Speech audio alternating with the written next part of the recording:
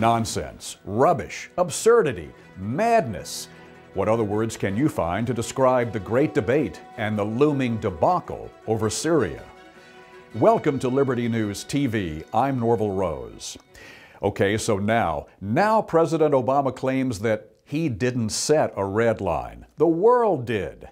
You got it. With a straight face, Obama has told a room full of reporters overseas that with regard to Syria and the use of chemical weapons, he did not set a red line.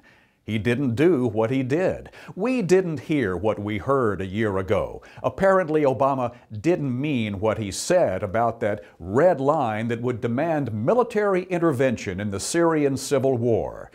So does this count as nonsense, absurdity, madness? What?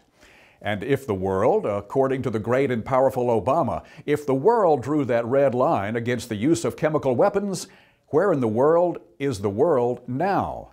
Where are the indignant nations that should be standing with the United States in condemning the use of chemical weapons, and also joining the U.S. in punishing the Assad regime with missiles and bombs? Where's Great Britain, or France, or Spain? Where's the United Nations? And why is the United States the only country now threatening to enforce that red line that the world, not Obama, but the world, drew?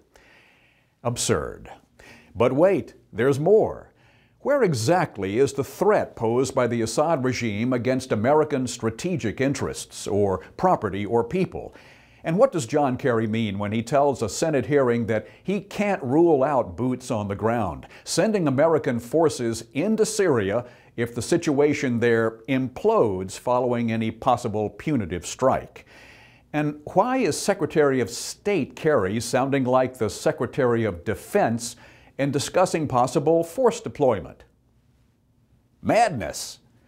And more Syria absurdity. The who's who of the Republican establishment lining up to support Obama's call for military intervention. Boehner, Cantor, Pawlenty, and other GOP brass joining hands with Biden, Pelosi, Axelrod, and other liberal elite for apparently little reason other than to cover Obama's you-know-what, to help him save face, to protect his cred, his credibility.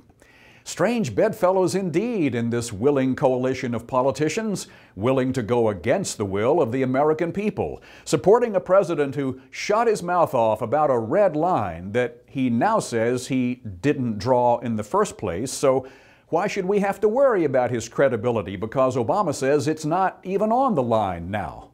Clear? Nonsense. As is all the advance word of a pending U.S. attack on the Assad regime. So what do you think the Syrian dictator is doing with his weaponry that we might be targeting? Moving it? Hiding it? Hardening it? And with all the evidence that the Syrian rebels are not one force with a philosophy of freedom, but are many factions, including Al-Qaeda and other terrorists, with all this mounting evidence, why in the world would the U.S. risk American lives and spend hundreds of millions of dollars to fire missiles in defense and protection of our enemies? This would seem to be madness more than nonsense. So in a serious situation where clarity is demanded, we instead have confusion, even consternation. Where this country is seriously considering the use of military force to blow things up and kill people, clear goals are required. Instead, we have, at best, cloudy intentions. But at the center of this whirlwind of head-spinning assertions, bewildering excuses, and rash rationalizations, at the heart of it lies one clear and undeniable certainty. Democrats like Barack Obama, Joe Biden, Nancy Pelosi, and others don't understand, don't value, don't know how to properly use our country's fighting forces. And Republicans like John McCain, Lindsey Graham, John Boehner, and Eric Cantor don't know how to speak up, stand up, and fight for the morally justifiable use of America's military might. That is Liberty News TV for today. I'm Norvell Rose. Thank you very much for joining us, and we hope that you'll be right back here next time.